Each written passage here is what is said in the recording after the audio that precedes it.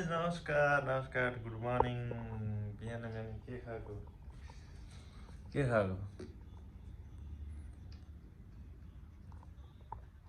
त्यो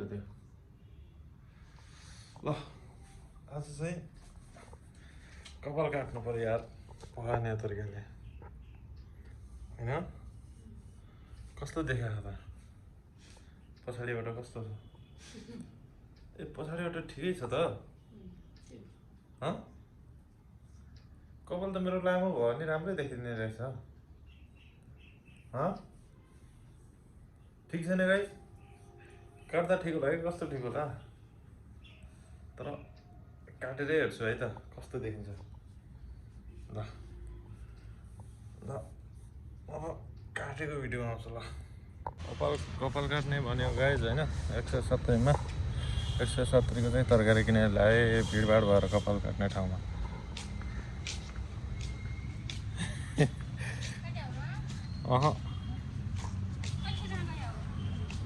अब मान्छे उहाँ भिड एकजना अर्को भएर उहाँ ल लैजा ल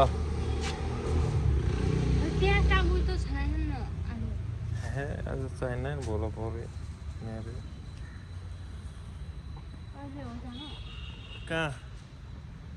पैसा ल्याएको या अब कहाँ जाने 170 को हो यो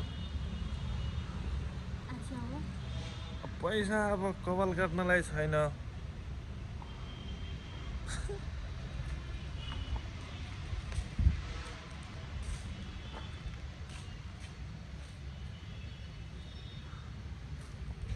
चापना झारो सम्बना